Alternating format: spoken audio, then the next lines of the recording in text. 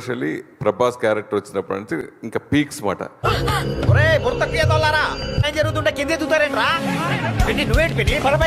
I request Daijat, can you close that door? Prabhas character వచ్చినప్పటి నుంచి ఇంకా పీక్స్ మాట.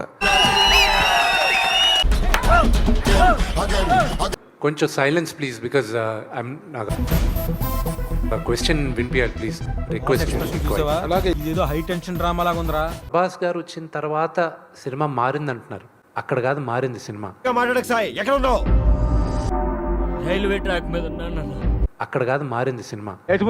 ఆ పిల్లటి పెట్టిపోతుండో చూస్తూ ఊరుకుంటారైతే పైకి నీ తలక చూపించా. అక్కడ కాదు మారింది సినిమా. అయ్యో మనకెందుకు మామయ్య గొడవ, వెళ్ళి దుమ్ము దులిపాయి గురు. శరత్ కుమార్ గారు నన్ను పిలిచి, నేను వెళ్తూ టక్కన ఆగి శరత్ కుమార్ గారు ఎదురుగా నిలబడతారు. అక్కడి నుంచి మీరు కనెక్ట్ అయిపోయారు సినిమాకి. సార్ హల్వా రాజ్ గారు మీరు మామూలు వాళ్ళు కాదండి బాబోయ్. విష్ణువులో ఇంత గొప్ప నటుడు ఉన్నాడా అనిపించే విధంగా జీవించారు. ఇవాళ నుంచి నేను మీకు బిగ్గెస్ట్ ఫ్యాన్ అండి. ఈ క్యారెక్టర్కి డెఫినెట్గా అవార్డు వస్తుంది అని ఫిక్స్ అయిపోతా. ఓహో అవార్డు ఇవ్వచ్చు, ఏదైనా అవార్డు వస్తుంది గ్యారెంటీగా. అన్నా నీకు తెలియదే ఉంది, ఇందాకే రాజఫలాలు చూశాను. ఈ రోజు నాకు అదృష్టం కలిసి వచ్చే రోజట. చైల్డ్ ఆర్టిస్ట్కి డెఫినెట్గా తను కూడా అవార్డు కొడతాడు అనిపించింది. 15 lakh పీపుల్, 15 లక్షల మంది ఈరోజు సినిమా చూసేస్తున్నారు.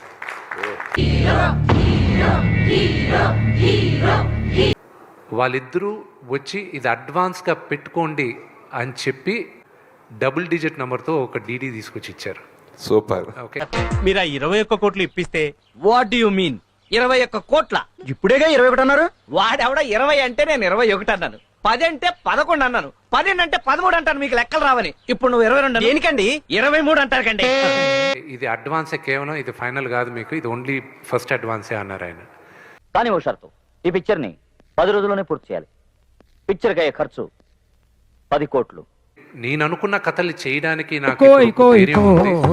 నేను చేసేటప్పుడు డబ్బులు వస్తాయి. సార్ మీ పిక్చర్ ని నేను ఒప్పుకుంటున్నాను. మామ సంతోషమేగా? Thank you mister GK.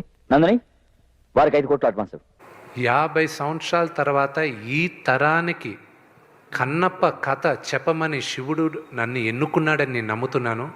ఆచితూచి ఆలోచించే అన్ని నేను చేసుంటాను. అమ్మమంటావా? ఎందుకు నీకి గొడవ అని ఒకటే అన్నాడు. అరే నాకు అక్కడ ఉండేది నా కొడుకుని మర్చిపోయాను రా నేను. ఇప్పుడు ఎవరైనా ఇప్పుడు మనం పంట పండిస్తుంటాం, బ్రహ్మాండంగా పండుతుంటాం, వ్యాపారం చేస్తాం, బ్రహ్మాండంగా ఉంటుందంటారు ఇంట్లో వాళ్ళు, చెడిపోతామని అంటారుగా.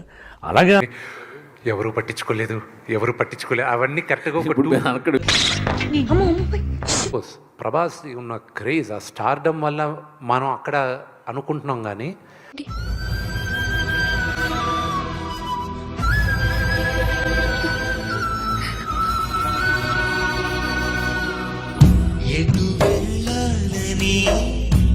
అక్కడి నుంచి మొదలైంది. And it went up when Prabhas came.